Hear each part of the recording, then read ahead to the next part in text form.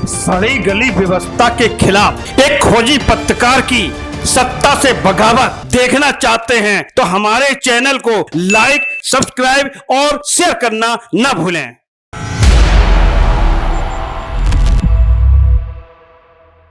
नमस्कार, मैं अनु गुप्ता, आप देख रहे हैं दृष्टांत न्यूज। आज हम एक ऐसे विषय को उठाने जा रहे हैं जिस विषय ने समूचे उत्तर प्रदेश को झकझोर कर रख दिया है। एक एक नागरिक इस तरीके के विषय पे दहशत के माहौल में जी रहा है। उनको लगता है आज इस बच्ची के साथ हुआ है, आने वाले समय में ये इस तरीके खौफनाक माजरा हमारे घर तक प्रवेश ना कर जाए। मैं बात कर रहा हूं पिछले एक महीने से उत्तर प्रदेश की राजधानी हृदय स्थल किंग जॉर्ज मेडिकल कॉलेज की, जहां पर किंग जॉर्ज मेडिकल कॉलेज का एक इतिहास हुआ करता है, जहां पर वहां के जो युवा डॉक्टर होते हैं वो ऐसी ऐसी दवाइयों को खोजते हैं, उन पर रिसर्च करते हैं, ऐसे ऐसे असंभव ऑपरेशन करते हैं जो संभव नहीं हो सकता है, मरीज को मौत के मुंह से निकाल के लाते हैं। किंग जॉर्ज मेडिकल कॉलेज उस तरीके की शिक्षा पद्धति के तौर पर जाना जाता है, लेकिन पिछले एक महीने से इस तरीके का बवाल मचा हुआ है, जहां के समूचे डॉक्टरों ने हड़ताल पर जाने तक की सरकार को धमकी दे दी। क्या विषय है? वहां पर एक बच्ची सैकड़ों किलोमीटर से दूर से चल के किंग जॉर्ज मेडिकल कॉलेज में पढ़ने के लिए आती है।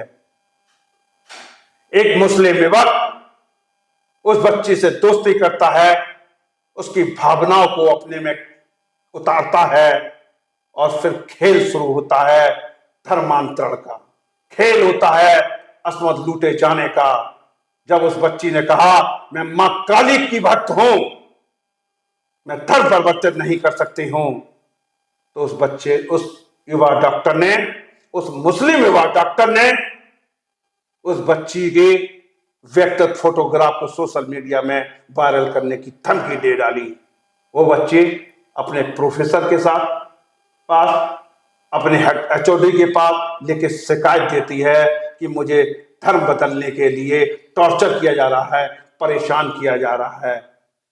जब तक ये लीपापोती करने के लिए मेडिकल केजीएमसी का प्रशासन लीपापोती करने की कोशिश करने लगता है, उसी बीच में एक नाम उभर के आता है, डॉक्टर शिवम कृष्णा, जिन्होंने बिगुल बजा दिया, बिगुल फूंक दिया, मेडिकल कॉलेज के प्रशासन के खिलाफ बिगुल फूंक दिया, धर्मांतर कराने वाले गैंग के खिलाफ बिगुल फूंक दिया। आज डॉक्टर शिवम कृष्णा दृष्टांत कार्यालय में मौजूद हैं। वो उनसे हम बात करेंगे, उनसे हम संवाद करेंगे, एक एक बिंदु पे उनसे ये पूछने की कोशिश करेंगे, सच्चाई जानने की कोशिश करेंगे कि पूरा माजरा क्या है। डॉक्टर साहब, बहुत स्वागत है आपका दृष्टांत मीडिया ग्रुप में।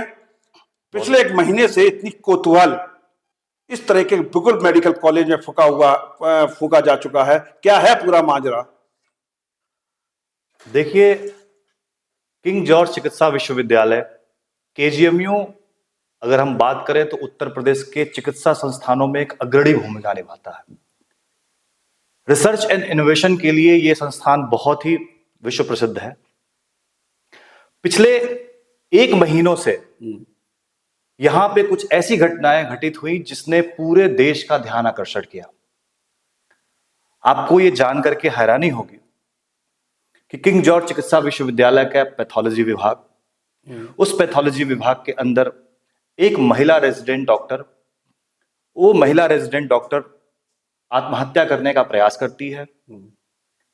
भगवान का लाख लाख शुक्र है कि वो बच जाती है।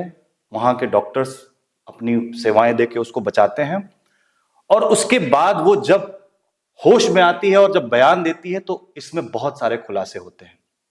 जैसे उसी विभाग का एक senior resident doctor Ramizuddin Malik, अगर मैं इसके बारे में विस्तार से अगर बताऊं तो ये डॉक्टर रमीजुद्दीन मलिक आगरा के एसएन मेडिकल कॉलेज से एमबीबीएस की पढ़ाई करता है।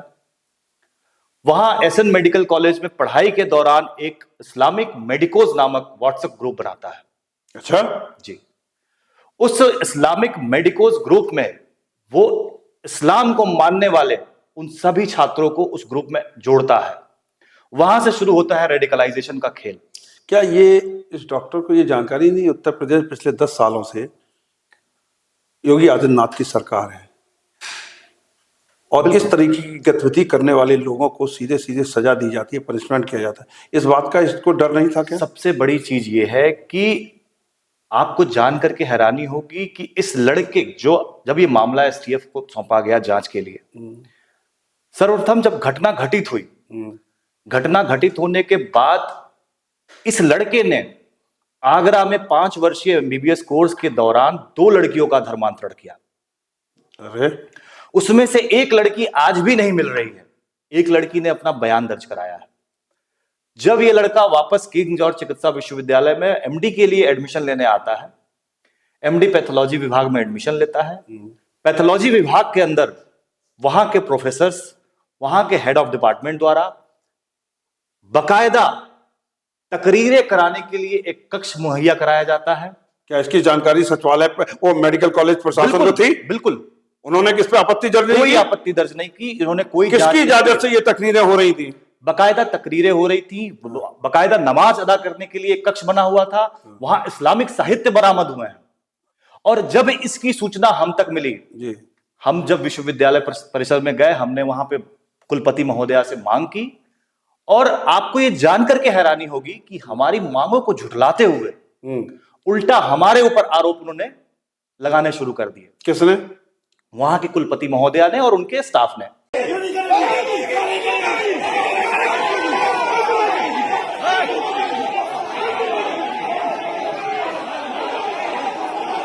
नहीं, कुलपति महोदया की इस तरीके जब सारे साथ चापने धर दिए तो उनकी हिमाकत कैसे की आपके ऊपर आरोप लगाने लगे? शुरू से जब हमने 5 सूत्रीय मांग रखी, पहली मांग थी कि उस डॉक्टर की, उस छात्र की जिसने ये घटना की है, उसकी मेडिकल की डिग्री रद्द की जाए। ठीक है। आपको जानकारी होगी कि शुरुआत में इन्होंने ये मानने से इनकार कर दिया और 17 दिनों के बाद जब मामला सिद्ध हुआ तब इन्होंने उसकी डिग्री निलंबन करने के लिए एनएमसी को पत्र लिखा।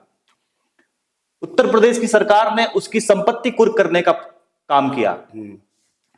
वो व्यक्ति, वो लड़का जो इस जिहादी मानसिकता से ग्रसित होकर जब किंग जॉर्ज चिकित्सा विश्वविद्यालय में आता है, यहां पे भी वो वही इस्लामिक मेडिकोज नामक व्हाट्सएप ग्रुप क्रिएट करता है, बनाता है और उसमें सारे मुस्लिम छात्रों को जोड़ता है और वहां जितनी भी हिंदू लड़कियां हैं उनको टारगेट करने के लिए बकायदा एक व्यवस्थाएं बनाई जाती है। जो आप बोल रहे हैं इसके प्रमाण हैं आपके पास? बिल्कुल।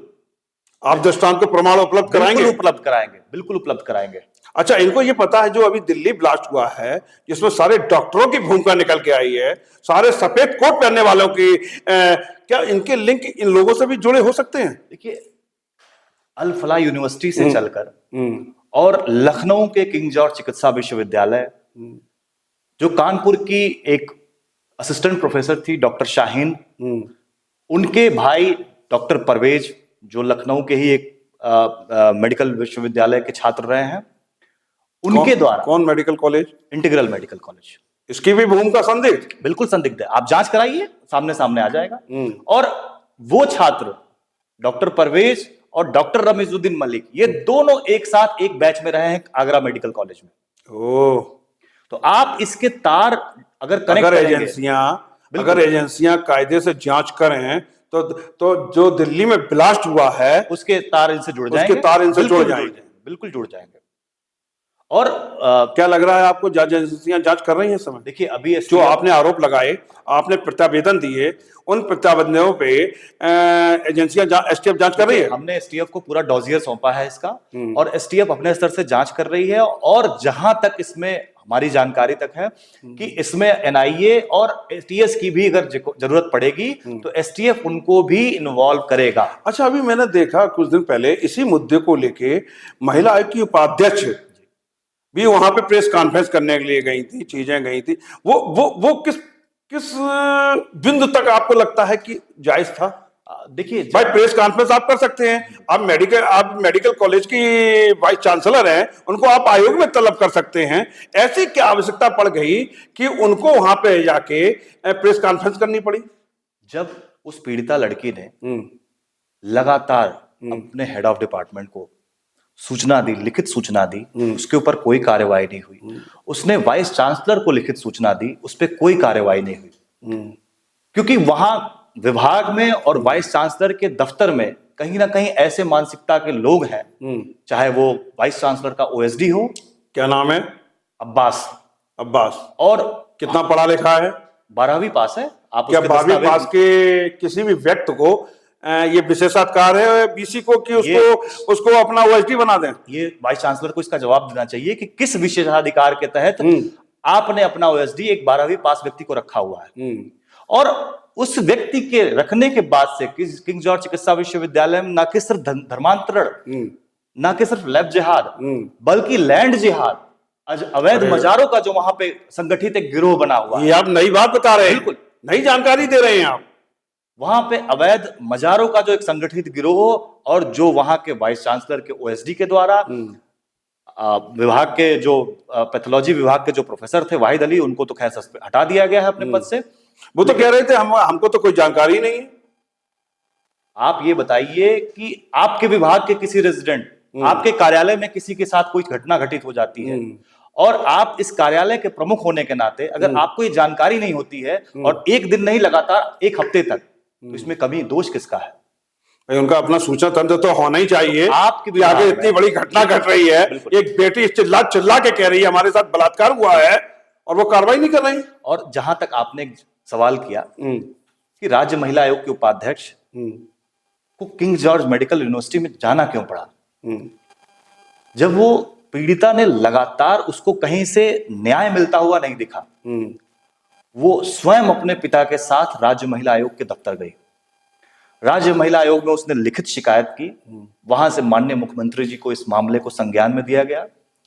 माननीय मुख्यमंत्री जी ने इसके खिलाफ जो भी चीजें थी उसको संज्ञान में लेके और उचित कार्रवाई का भरोसा दिया। महिला आयोग के उपाध्यक्ष के द्वारा कोई रिपोर्ट सबमिट की गई है? बिल्कुल है। उन्होंने सिर्फ, आपके पास वो रिपोर्ट उपलब्ध है? उन्होंने सिर्फ और सिर्फ किंग जॉर्ज मेडिकल यूनिवर्सिटी के कुलपति महोदया से मुलाकात करने गई थी कि इस मामले में कार्रवाई कहां तक पहुंची। आप किंग जॉर्ज चिकित्सा विश्वविद्यालय ने एक फैक्ट फाइंडिंग कमेटी बनाई थी पीड़िता को न्याय देने के लिए। एक वहां पे फैक्ट फाइंडिंग कमेटी का आप ये बताइए कि उस फैक्ट फाइंडिंग कमेटी में ऐसे लोगों को रखा गया जिनको धर्मांतरण की जानकारी नहीं है, जिनको लव जिहाद के बारे में नहीं पता है। एक पेट के डॉक्टर को, एक बहुत बड़ा जो डॉक्टर्स का वर्ग है केजीएमसी का, वो महिला की उपाध्यक्ष की प्रेस कॉन्फ्रेंस का इतना विरोध क्यों करने लगा?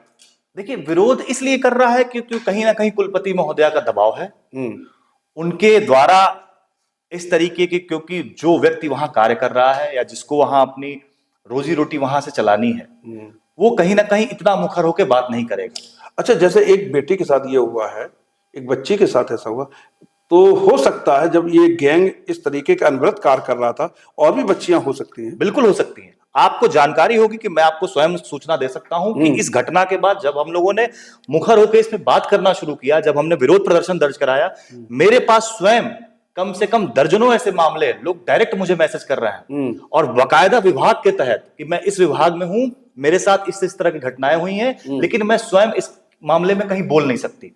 क्या दृष्टांत को वो चीजें आप उपलब्ध करा सकते हैं? बिल्कुल उपलब्ध कराऊंगा। डंके की चोट पे मैं आपसे कमिटमेंट करता हूं, उस बेटी को कमिटमेंट करता हूं, डंके की चोट पे इसको मैं संज्ञान में लेके आऊंगा, सामने लेके आऊंगा।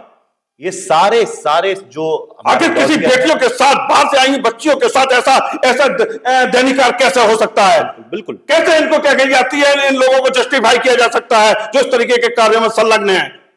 कैसे इनको जस्टिफाई किया जा सकता है? आखिर बीसी किसके दबाव में बीसी इनको लोगों को समर्थन कर रही है? बिल्कुल ठीक बात, बिल्कुल सही कहा आपने। और वाइस चांसलर को इसके बारे में स्वयं आके जवाब देना होगा, क्योंकि ये जो मामला है, नहीं, मैं तो आपको यहां तक कह रहा हूं, अगर ये चीजें स्टेब्लिश हो जाती हैं तो उस विभाग के एचओडी के खिलाफ और वाइस चांसलर के खिलाफ बलात्कार के मुकदमे दर्ज होने चाहिए। बिल्कुल दर्ज होना चाहिए।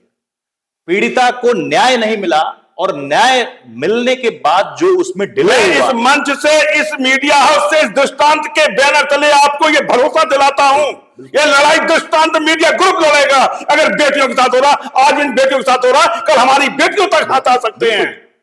ये वैचारिक लड़ाई, ये वैचारिक लड़ाई है, इसको अन्याय तक पहुंचना चाहिए। और अगर इसमें जो जो दोषी हैं उनके खिलाफ एफआईआर दर्ज होनी चाहिए, चाहे वो केजीएमसी की कुलपति क्यों ना हो, उस विभाग का एचओडी क्यों ना हो, उनके खिलाफ संगीन धाराओं बलात्कार के मुकदमे दर्ज होने चाहिए।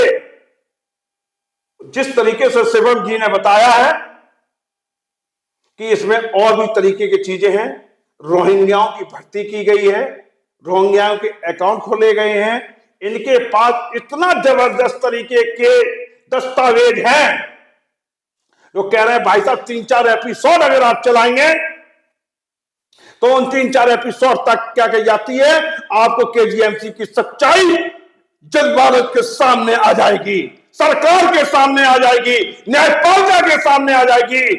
और जो बेटियां इस तरीके के गैंग के चंगुल में फंसी हुई हैं उनको न्याय मिल सकता है। मैं इसी तरीके का अगले एपिसोड में रोहिंग्याओं की भर्ती का खुलासा करूंगा। डॉक्टर शिवम के साथ मैं अनूप गुप्ता, दृष्टांत न्यूज।